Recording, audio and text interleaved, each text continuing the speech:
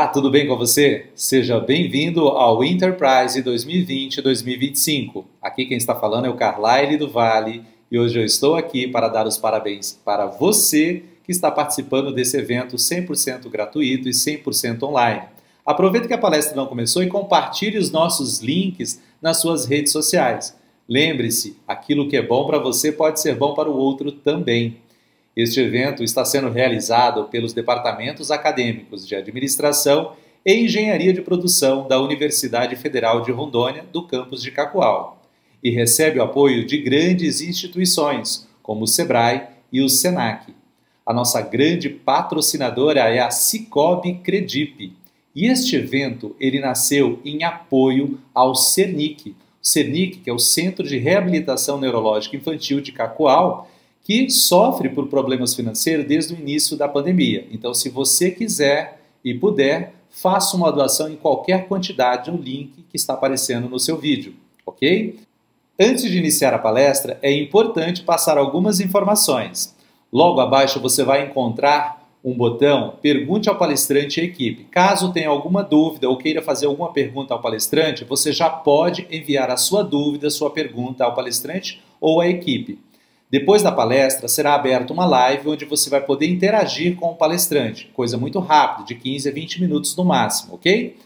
E logo na sequência você tem o terceiro botão, onde você vai poder colocar algumas informações para a emissão do seu certificado, ok? E a nossa próxima palestra é sobre violência doméstica contra a mulher e os instrumentos para o seu enfrentamento. Nosso palestrante dessa noite é o José Maria Capella Sampaio. Vamos lá? Olá, sejam muito bem-vindos ao nosso encontro. Estamos aqui para tratar sobre a violência doméstica e familiar contra a mulher.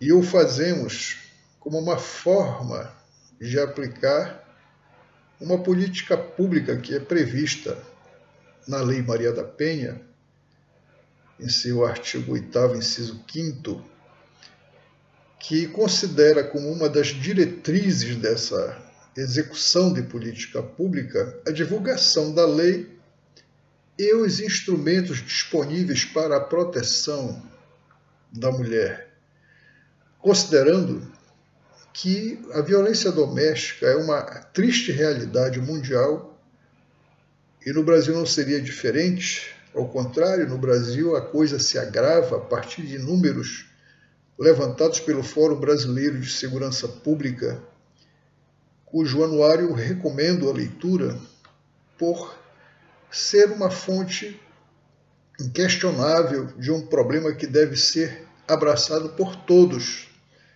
onde a gente tem que agir em defesa de uma vítima silenciosa, uma vítima que não delata por conta de depender economicamente, depender emocionalmente, não se entender, muitas vezes, como se estivesse sendo vítima de uma situação de violência e achando que está até diante de uma normalidade, de que aquilo é aceitável, né, de condutas do chamado agente agressor.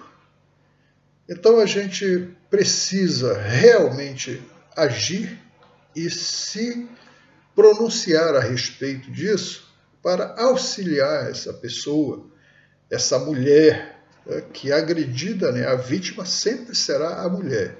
O agente agressor pode ser homem ou pode ser mulher, isso é para lei indiferente, mas a vítima certamente será sempre a mulher.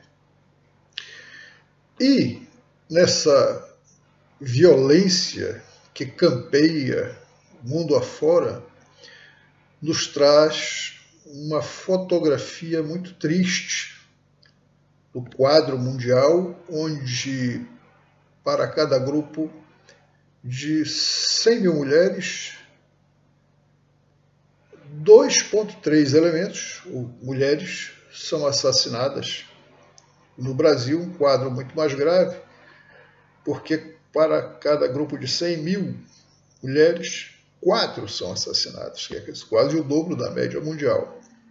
Considerando a América Latina, a situação não seria também nada animadora, morrem mais mulheres na América Latina do que nas zonas de guerra, mundo afora. As mulheres vítimas de violência doméstica e familiar. No Brasil, pelo anuário do Fórum Brasileiro de Segurança Pública, em 2018 foram assassinadas 1.206 mulheres, das quais 61% negras. Entre todas essas, 70% delas tinham no máximo ensino médio.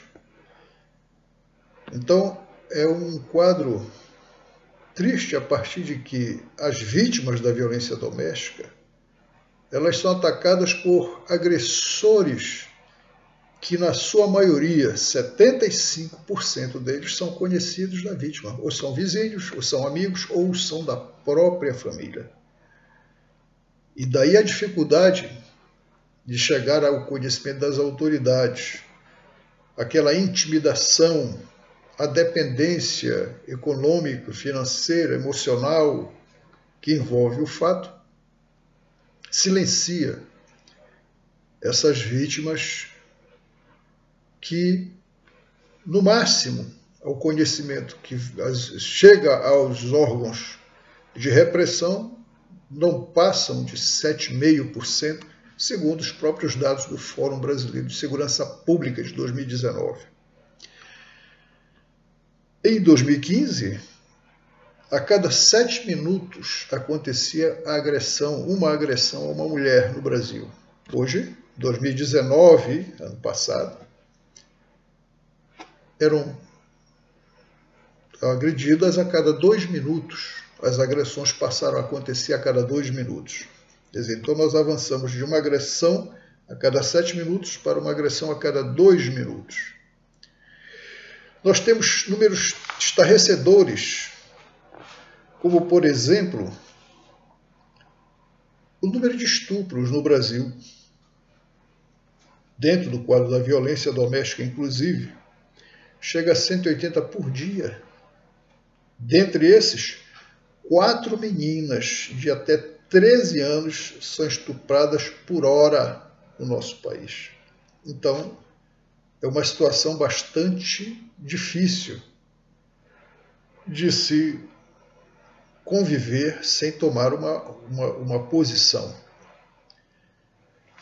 Então, quando a gente fala em instrumentos para enfrentar essa violência, a gente também tem que começar a lembrar que pode ser feito através de condutas preventivas, algumas ações, algumas preparações, eu diria até, de várias formas, para a mulher que vai ser a vítima dessa violência. Então, falando sobre esse aspecto preventivo, eu diria que dificulta a ação do agente agressor quando a mulher ela tem fortes laços familiares, quando ela conversa a respeito dos seus problemas, quando ela indica, olha, eu estou namorando com o fulano, para saberem seus familiares que alguém estranho está se aproximando da família, saber quem é. Então, antes até de começar o relacionamento, a mulher deve fazer aquela pergunta: quem é a pessoa pela qual eu estou interessada? Ou quem é a pessoa que está interessada em mim? É uma pessoa violenta? É uma pessoa que tem algum histórico que possa complicar o relacionamento mais adiante? É aquela pessoa que me deu uma carona e só na primeira carona, no trânsito, ele já quis agredir um outro motorista, né? Ou que já namorando perguntou o que é que a mulher está fazendo olhando para o carro ao lado. No barzinho pergunta o que é que tem na mesa do lado que você não para de olhar para lá. Então são diversos os sinais dessa violência. Então a mulher tem que saber anteriormente a se estabelecer uma relação amorosa, uma situação que vá levar a um futuro casamento, uma união de qualquer forma e a convivência com uma pessoa, medir se realmente vale a pena. Porque, por mais que a pessoa seja, a pessoa é bonita, a pessoa é dedicada ao seu trabalho, e quando na verdade, apesar de alguns predicados, a pessoa carrega consigo o pior deles, que é o temperamento voltado a uma violência que, via de regra, impõe um sentimento de propriedade sobre a sua vítima. O agressor, ele tem peculiaridades que devem ser observadas. Por exemplo, ele tem uma tática infalível ou bastante usada, que é o isolamento da vítima. Como é que ele faz isso? Ele começa a falar mal dos familiares da moça, né, da mulher. Olha, seu pai é assim, sua mãe é desse jeito, seus irmãos, tal. O que é que a sua irmã vai fazer com a gente no cinema? Ela não tem nada que nos acompanhar. Então começa a cortar, né? Falar mal dos amigos. Teu amigo não é uma pessoa, né, que se confie, e vai tentando isolar, porque se ela estiver isolada do seio familiar, isolada das suas relações de amizade, ela se torna uma presa fácil. Então, preventivamente, a mulher tem que saber que ela não pode se submeter. Então, na hora que começar a falar mal de família, de amigos e tal, então, escuta aí, né? Então, vamos nos entender aqui. Se você não gosta de meus familiares e meus amigos, nós não temos o que conversar, né? Então, a atenção a esses sinais é muito importante, porque muitas vezes a mulher fica totalmente envolvida num relacionamento e acha que aquele beliscão que ela levou, que é uma lesão corporal leve, ela acha que aquilo é uma coisa normal, acha até bonitinho, engraçado. Ela olhar para um rapaz bonito que passa e o namorado vê e dá aquele beliscão que fica, aquele roxo, aquilo lá vai evoluir, né? Então evolui, segundo até um estudo feito do que se chama de ciclo de violência doméstica, onde o agressor ele começa com o estado de tensão, né? Ele se aborrece, ele se descontrola, ele vai fazer a sua imposição pela força, demonstrando a sua insatisfação com a mulher, e passa ao segundo passo da tensão para a explosão, onde ele bate, onde ele xinga, onde ele causa algum tipo de prejuízo, seja material, moral, né? Um prejuízo à incolumidade física da mulher, né? Ele quebra o laptop dela, ou ele dá um tapa, ou ele rasga a roupa, corta o cabelo da mulher. São atitudes que acontecem nessa fase da explosão e que remete a uma outra fase, que se não aconteceu a morte, que muitas vezes isso leva à morte, vem para uma terceira fase que se chama a lua de mel, onde ele se diz arrependido, onde ele diz que não vai mais fazer aquilo, onde ele promete que vai mudar e a situação vai se repetir. Ele vai entrar em tensão, explosão e a lua de mel, e esse ciclo vai se tornando cada vez mais intenso.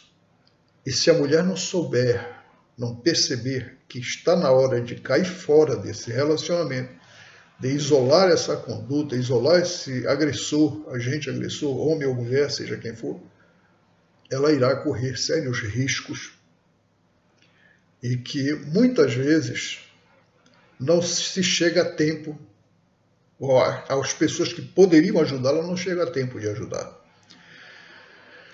Então, preventivamente, eu acho que tem que ter esses questionamentos. A mulher saber quem é a pessoa, se ele se conduz bem em relação às suas amizades e seus familiares, se ele a respeita, se ele não é crítico, se ele não faz com que ela se sinta, né, de alguma forma submetida a ele, não aceite, questione sempre, a mulher tem que questionar sempre, Porque esse questionamento pode trazer a revelação de quem é a pessoa e que, se não for favorável à avaliação, não se arrependa. A mulher que não se arrependa de abandonar um relacionamento que certamente não iria dar em boa coisa. Preventivamente, a família deve conversar sempre, porque a família que ouve os seus membros, que conversam entre si, que trocam carinhos e que se respeitam, é a família que se protege. Essa é a família protetora. Então, o agente agressor perceber que a mulher tem uma família protetora é um ponto a menos para ele, é uma maneira já dele começar a sair daquele envolvimento, porque as suas intenções não serão alcançadas, os seus resultados não serão alcançados. Ter um telefone de contato com a família que ligue sempre, códigos familiares, uma frase. Olha, o gatinho subiu no poste. Quando eu disser essa frase, por exemplo, que se combina na família, eu estou sofrendo violência do meu namorado. Olha, o gatinho hoje atravessou a pista. Isso é um código familiar que a mulher pode criar e pode, inclusive, ser um código entre ela e seu amigo de confiança, sua amiga de confiança. Se, olha, quando eu telefonar para você e disser essa frase, eu estou com algum problema. Né? Vou sair com ele, não confio, ligo o GPS do meu celular. Né? Primeiro que, se você avaliar que não deve ir, não vá. Porque muitas vezes, se a mulher sabe que tal lugar e tal horário é perigoso e lá não comparecer, ela está evitando também um problema. São só as condutas preventivas, ações que todo mundo tem que ter. Ah, mas certamente eu vou enfrentar uma violência qualquer dia. Então, o que fazer? Eu acho que a mulher tem que fazer o seu curso de defesa pessoal, o judô, o jiu-jitsu. Ela tem que estar de acordo com as exigências da realidade dos nossos dias. Os nossos dias atuais pedem isso. Que ela seja forte, que ela tenha atitude, que ela reflita antes, né, e que não apenas se envolva emocionalmente sem considerar a possibilidade de mais tarde vir a sofrer por não ter refletido essas situações. Então eu vou sair, não sei, não conheço. Primeira vez que eu vou sair com esse camarada, ele me propôs um passeio para X lugar, e eu vou levar o quê? O meu spray de pimenta, que eu comprei lá no site, custa R$45 um spray de pimenta, põe na bolsa. Então, isso tudo fazem parte da autodefesa, ações preventivas. Né? Ah, já estou diante de uma situação, o que é que eu vou fazer? Vamos tentar argumentar. A camarada me pegou lá na saída do bar e já veio me mostrando aí um canivete, vai me estuprar. Olha, eu tenho AIDS, você vai se dar mal comigo, eu sou portadora de DST. Mente, diz o que for, poder de argumentação são formas de agir preventivamente. Então, estou dizendo isso assim como exemplos de atitudes simples que devem ser de consciência, que infelizmente têm que ser considerados, porque realmente a violência doméstica e familiar contra a mulher, ela existe. E quando a gente fala em violência doméstica familiar, a Lei Maria da Penha, por exemplo, ela estabelece o que seria essa, o que é a violência doméstica familiar. É aquela violência que ela é estabelecida, ou ela acontece no espaço de convivência ou na residência da família, ou é a que acontece entre os membros da família, a comunidade familiar, inclusive aqueles que se declaram pertencentes à família ou que estão vivendo transitoriamente com a família, né? Aquela pessoa que eu recebo em casa, que vem fazer faculdade, não é da família, mas vai passar 2 anos com a gente, ela vai integrar aquele núcleo familiar. E uma terceira situação, a violência que acontece em função de uma relação afetiva, mesmo extinta, o ex-namorado, né? O ficante. Essas pessoas, elas podem ser punidas com base. O camarada terminou o namoro lá, a mulher terminou o namoro, o cidadão daqui a 6 meses resolveu fazer uma maldade. Ele fez em razão de um relacionamento afetivo, mesmo passado, mesmo já ocorrido, não tendo mais a convivência, ainda assim será violência doméstica. Então são esses 3 aspectos. Ou ela ocorre na sede da residência familiar, no local de convivência, ou no seio da comunidade, dos participantes do núcleo familiar, ou em razão de uma relação de afetividade, mesmo que já tenha ocorrido. Então isso é a violência doméstica e familiar. Então nem toda violência contra a mulher é uma violência doméstica e familiar. O caso lá do João de Deus, do Abdel Macília, aquilo aí não é violência doméstica, são crimes, né, normalmente previstos na legislação penal e, né, não são os tratados pela Lei Maria da Penha, que traz essa especialidade de colocar determinados parâmetros para a sua atuação, para facilitar a proteção da pessoa da vítima. Bom, sob o aspecto legal, né, nós falamos sobre a situação preventiva. Vamos falar da situação repressiva, né, aí a gente vai falar do aspecto legal, a Lei Maria da Penha em si. A Lei Maria da Penha, ela nos foi imposta pela OEA através da Comissão Interamericana de Direitos Humanos, ao entender que a violência doméstica contra a mulher ela é uma grave violação dos direitos humanos. Isso, inclusive, com fundamento numa reclamação feita pela Maria da Penha Maia Fernandes, que é quem deu o nome a esta lei, 11.340 de 2006, que no dia 29 de maio de 83 sofreu uma tentativa de homicídio. Na época não existia o termo feminicídio, e sofreu uma lesão grave na coluna. O cidadão atirou, né, o seu Marco Antônio Heredias Viveiros, que era o marido dela, fingindo, né, ou simulando a ocorrência de um assalto à casa da família, foi ao quarto e aplicou um tiro que acertou a sua coluna cervical, deixando-a paraplégica.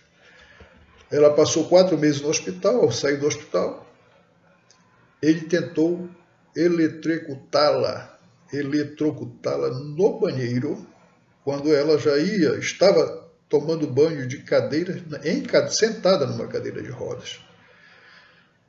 Isso depois dela ter passado 4 meses no hospital, e depois dessa segunda situação, ela foi chamada à delegacia para prestar depoimento a respeito dos fatos.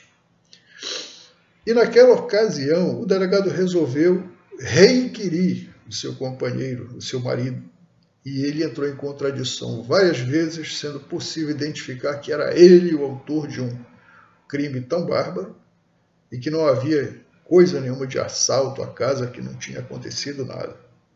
Em verdade, ele queria a cidadania brasileira. Quando ele casou com a Maria da Penha e teve as 3 filhas do casal, sendo direito dele se tornar brasileiro, né, por naturalização, ele passou a mostrar a face real de quem seria.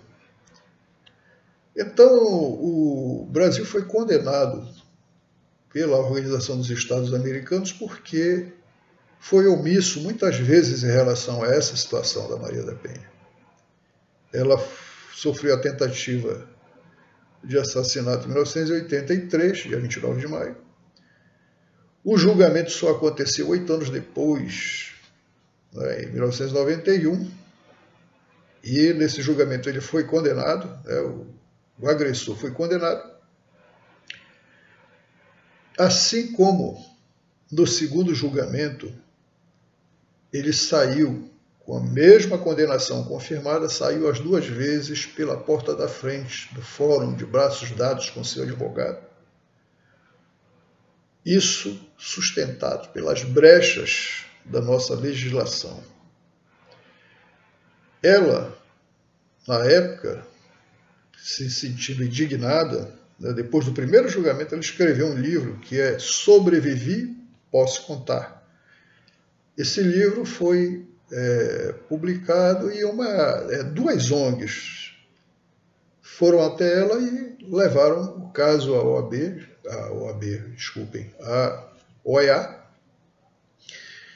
e lá expedidas recomendações ao Brasil, verdadeiras ordens de cumpram o dever de vocês de proteção às mulheres, porque o sistema judiciário, o sistema legal de vocês é absolutamente inócuo, absolutamente prejudicial aos interesses de uma vítima de tão gritante crime como foi esse o caso da Dona Maria da Penha.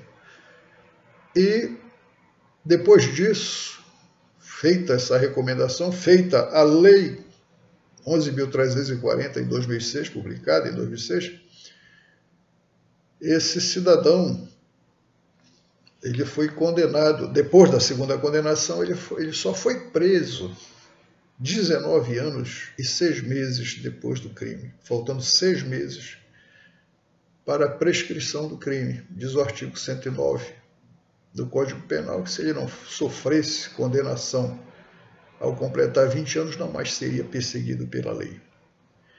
Então, a Organização dos Estados Americanos, ela fez essas exigências, pediu que realmente o Brasil trabalhasse para combater isso. Então, nós estamos fazendo isso hoje aqui, inclusive, com base lá no artigo 8º, inciso 5º da Lei Maria da Penha, que estabelece que se divulgue a lei, se converse, se debata, e que se instituições governamentais e não governamentais se movimentem em prol da defesa da mulher que sofre silenciosamente, como a exemplo essa semana a gente viu, que foi publicado aí no Jornal Nacional, o caso de uma mulher em Paranaguá, há 4 meses atrás, mandou um bilhete, conseguiu emitir um bilhete, despachar um bilhete para alguém da família que veio em socorro dela, trouxe a polícia para liberá-la daquele cárcere privado de que era vítima há algum tempo. E tendo sofrido 8 anos, como ela explicou na reportagem, 8 anos de violência. Então eu acho que você, mulher, as mulheres não devem sofrer nem 8 dias, nem 8 horas, nem 8 minutos de violência, nem tempo algum. A violência doméstica é uma coisa abjeta, uma coisa absolutamente repugnante e que traz diversos prejuízos, não só à mulher, mas à sua família. Traz prejuízo direto à mulher, por exemplo, né, na sua incolumidade física, psíquica, de imediato, ao seu patrimônio, a sua condição moral, né, as violências que a lei estabelece, a violência física, psíquica, sexual, patrimonial e moral. Né? Esses são os tipos de violência. Essas situações que envolvem a violência doméstica prejudicam de cara a mulher que sofre a violência. Em segundo plano, os filhos que agem. Sabemos disso, os filhos agem pelo exemplo. Então, se eles são acostumados dentro de um ambiente de violência, serão violentos nas suas ações mais tarde, achando que a violência resolverá tudo.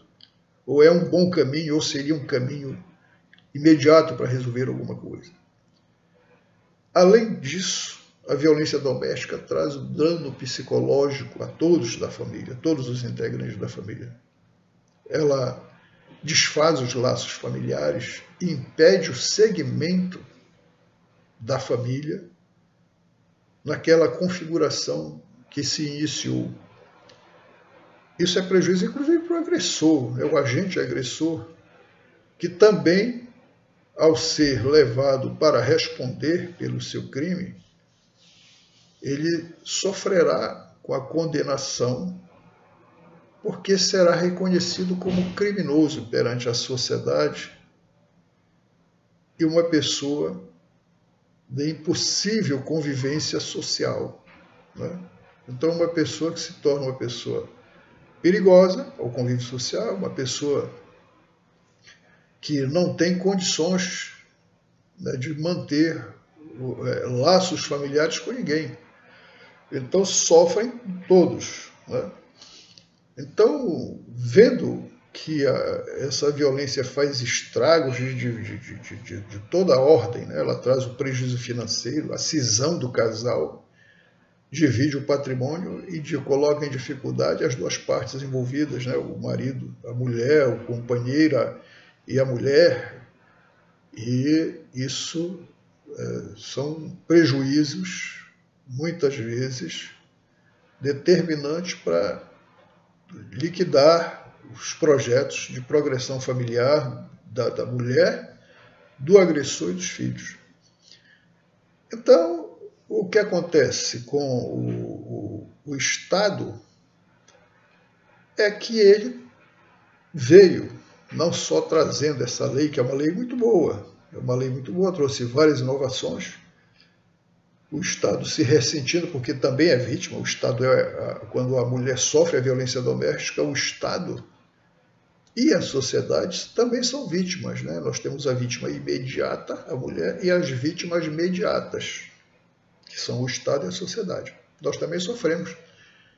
Nós não podemos aceitar conviver com pessoas que praticam a violência doméstica. Nós não gostamos de saber que nós temos um vizinho que matou a sua esposa.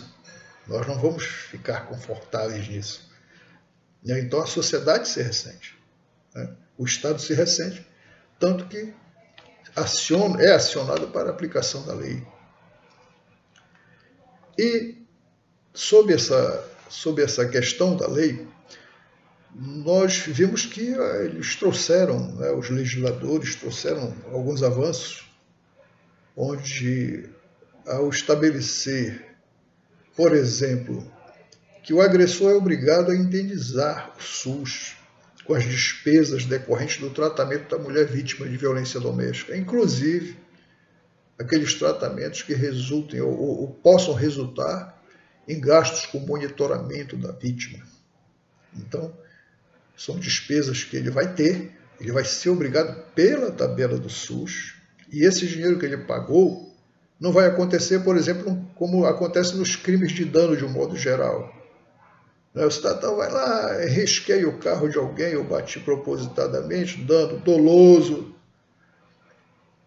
Então, o que acontece? Se eu pagar lá pelo dano que eu causei, aquilo vai me gerar uma atenuante, uma causa de diminuição da pena. Então, esse pagamento que o agente agressor faz ao SUS, decorrente da violência doméstica ou do que o SUS empregou para cuidar daquela vítima, esse dinheiro não terá esse benefício, não trará esse benefício. Então, a lei também trouxe, como o artigo 24A, a qualidade de crime, a conduta de descumprimento das medidas protetivas de urgência. Então, se é determinado pelo juiz o afastamento do lar, a distância de tantos metros e tal, se isso for descumprido, e ao ser levado ao conhecimento da justiça, essa pessoa pode sofrer. Se no instante da ocorrência estiver presente, será preso em flagrante e ele irá responder pelo crime do artigo 24A, que penaliza de 3 meses a 2 anos de detenção esse descumprimento.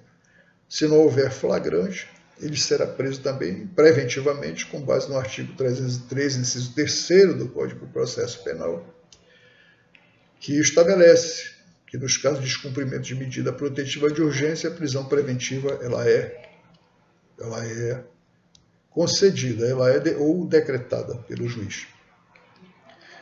Além de que, preso em flagrante, o agente agressor ele não goza do direito da liberdade provisória, que é uma das formas do réu se defender em liberdade. Então a lei trouxe algumas coisas, alguns endurecimentos e algumas facilidades até. Por exemplo, o afastamento imediato do lar do agente agressor ou da mulher e sua família. Essa era uma medida que só o juiz determinava. Hoje pode ser determinado pelo delegado e até por um policial onde não tenha sede de comarca e nem autoridade policial para fazê-lo, desde que informe ao juiz no prazo de 24 horas que essa medida foi tomada. Então a lei ela traz alguns aspectos processuais, alguns aspectos de defesa bastante consistentes, né? Por exemplo, eu não vou denunciar porque eu não vou ter o que comer, ele vai embora, mas acontece que tem como medida protetiva de urgência à ofendida o estabelecimento de alimentos provisionais ou provisórios, que o juiz pode determinar. E como medida protetiva de urgência, ela não pode ser descumprida com base no artigo 24A que nós acabamos de falar. Então, se eu não pago pensão alimentícia numa questão civil comum, né, estamos trabalhando questionando numa ação de alimentos, eu deixo de pagar os alimentos a que eu fui condenado. Eu recebo uma sanção civil e a prisão é até 90 dias. Mas quando eu falo na Lei Maria da Penha, aí sai a prisão preventiva, essa não tem prazo, né? Essa não tem prazo. Especialmente se tiver alguma indicação de que ele, liberado, poderá atentar contra a integridade física, né, da vítima, se ela correr risco de sofrer lesão, morte, alguma coisa, né? Ou que a medida se torne difícil de ser implementada com a liberdade dessa pessoa. Então, a Lei Maria da Penha trouxe muitas coisas boas. O ideal seria que não fosse necessário a Lei Maria da Penha, né? O ideal seria que não acontecesse a violência doméstica, mas já que ela acontece, essa lei veio já com um certo atraso, né, mas nos trouxe, né, algum alento em saber que hoje nós podemos, né, dispor de alguns instrumentos legais. Nós temos, como acabei de falar, alguns instrumentos preventivos, né, a lei como um instrumento repressivo. E nós temos as instituições de apoio ou de amparo. Nós temos as patrulhas Maria da Penha, que a mulher pergunta a quem eu vou recorrer. Ela vai recorrer a qualquer meio que ela tenha disponibilidade imediata. O Conselho Nacional de Justiça estabeleceu o sinal vermelho, onde a mulher ela pinta um X com batom, porque ela sempre traz o batom na bolsa, faz um X na palma da mão e mostra. Numa drogaria ou farmácia, as pessoas já foram capacitadas. Aqui em Rondônia, dia 26 de setembro do ano passado, houve uma capacitação lá no Ministério Público para esse pessoal atender a vítima e chamar o 190 ou o 180, que também são outros instrumentos de apoio nessa questão da violência doméstica. Aliás, esse sinal vermelho que foi estabelecido pelo estudo e um trabalho do Conselho Nacional de Justiça, que inclusive detém o cadastro, né, das medidas protetivas de urgência. Toda vez que o juiz decreta, ele manda informar o CNJ, eu decretei essa medida de urgência. Então, eles têm lá um cadastro para fins de estatística, né? Então, ele fez isso até se aproveitando da ideia do que existe no Chile, na França, na Espanha, e que é um código usado pela mulher, ela chega na farmácia e diz, olha, você tem a máscara número 19? Quando ela diz isso, já estão sabendo que ela está sofrendo violência doméstica e familiar. E a polícia é acionada, né? Na Argentina, o pedido é uma máscara vermelha, né? E aqui no Brasil é o X na palma da mão, feito com batom. Mas eu diria que esse pedido, essa apresentação desse X na palma da mão, esse pedido de socorro, ele pode ser feito em farmácia, ele pode ser feito em supermercado, em qualquer loja, em qualquer local. A mulher precisa entender que ela não precisa que a lei diga como ela fazer, ela tem que tomar uma atitude, ela tem que tomar uma atitude de defesa para sair de uma situação que pode lhe dificultar ou de impossibilitar ser socorrida se ela nada fizer. Então nós temos, além dos telefones 180, 190, o sinal vermelho, o X feito com batom na palma da mão, né, o trabalho das patrulhas Maria da Penha, né, aqui na nossa cidade tem a Mulheres de Fibra, que é uma instituição de proteção, de auxílio assistencial à mulher vítima de violência. Nós temos o site do Ministério da Mulher, Família e Cidadania, onde tem dicas, tem uma cartilha lá que trata só de violência doméstica, eu recomendo a leitura, porque ela fala numa linguagem bem simples, tudo que a gente está conversando aqui agora, com mais alguns detalhes. Então tem a cartilha da violência doméstica do Ministério da Mulher, lá também tem alguns lembretes chamados Alô Mulheres, onde diz, olha, em caso de violência doméstica, tenha sempre uma mala de roupa pronta, sua e de seus filhos. Tenha sempre fotocópia ou foto tirada pelo celular de toda a sua documentação e de seus filhos. Fique preferencialmente no local da casa onde você tem acesso a uma porta que lhe leve às ruas ou à porta dos fundos, uma rota de fuga. E busca imediato de todo auxílio necessário, né, que se possa considerar essas situações. O Instituto Maria da Penha, lá em Fortaleza, ele criou um aplicativo chamado Penha S, que deve ser socorro, onde a mulher entra, faz um cadastro e lá ela indica 5 números de telefones de amigos confiáveis, familiares, e quando ela liga lá um determinado número, né, aparecem as ligações ao mesmo tempo nos 5 telefones e já sabem que quando ela ligar desse número ou dessa forma, que tem lá, explica no aplicativo, ela estará sendo vítima de violência doméstica naquele minuto, naquele momento. E alguma coisa pode ser feita, as pessoas que recebem a ligação devem ser feitas. É o que eu falei lá atrás, tenham sempre alguém, algum amigo, ou no trabalho, o pessoal, ou da família, ou todos ao mesmo tempo. Tenham sempre essa ligação próxima.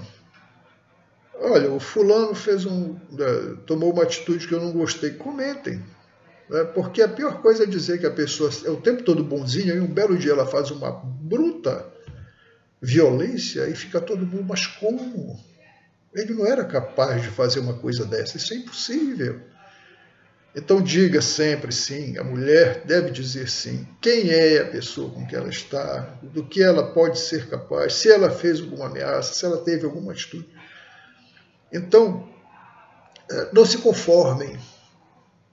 A mulher não deve simplesmente achar que se ela apanhou, isso eu já ouvi na uma das promotorias de justiça onde eu passei, ela disse, eu apanhei, doutor, mas eu acho que eu merecia. Né? Ou o camarada dizer, não, eu bati porque ela merecia. Teve uma vez que disse, me marcou bastante, ele disse, olha, doutor, eu quero fazer um acordo com ela, até porque ainda nem bati nela, entendeu? Então, veja o entendimento do tipo, né, do agressor, né, o agressor que a psicanálise chama de narcisista. Narcisista não é aquele que se admira, que se acha bonito e tal, coisa nenhuma. O narcisista é aquele que tem a necessidade de controle e poder sobre outra pessoa. Esse é o narcisista. Assim é o agente agressor. Ele pretende sempre ter aquela vítima sob seu alcance e satisfazer com isso a sua necessidade de extravasar da melhor maneira, ou melhor, da pior maneira possível, quando lhe faltam argumentos para conversar sobre aquela sua relação.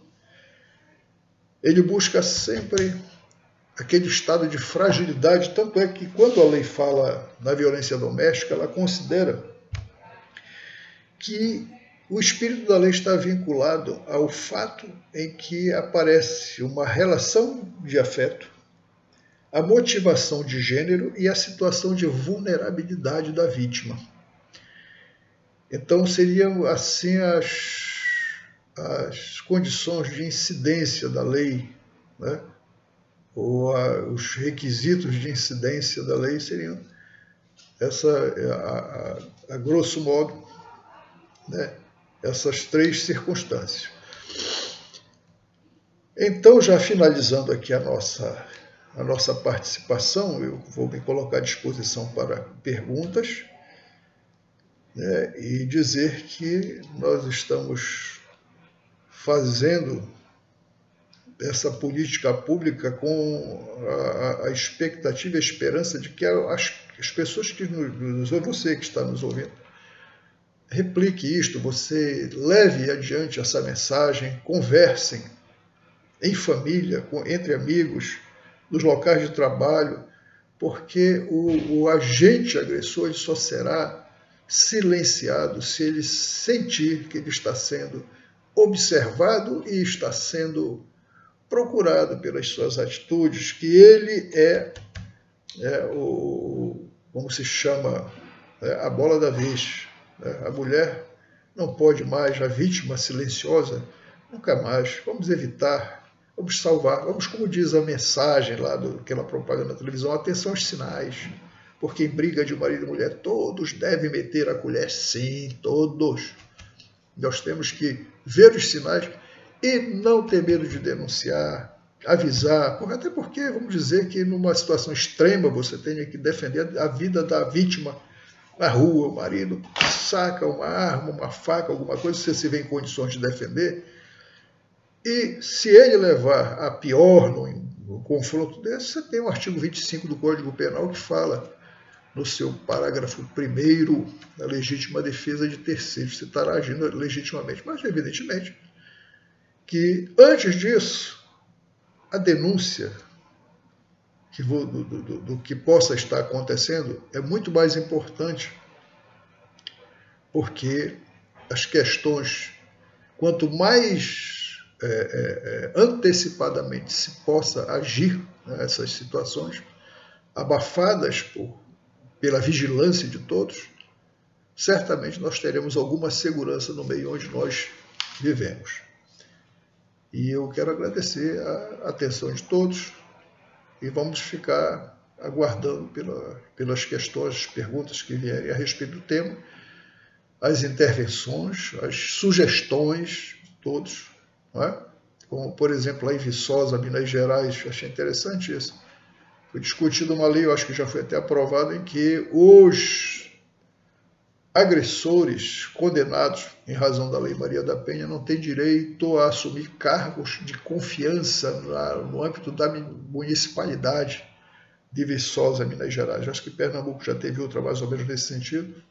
E vamos lá, né? Vamos conversando a respeito, vamos defender as mulheres, principalmente as que estão sem condições de defesa, principalmente nessa época de pandemia, onde elas estão ao alcance dos seus agressores por tempo prolongado o suficiente para o acréscimo que a gente está observando aí nas ocorrências, nos registros do dia a dia. Tá? Muito obrigado.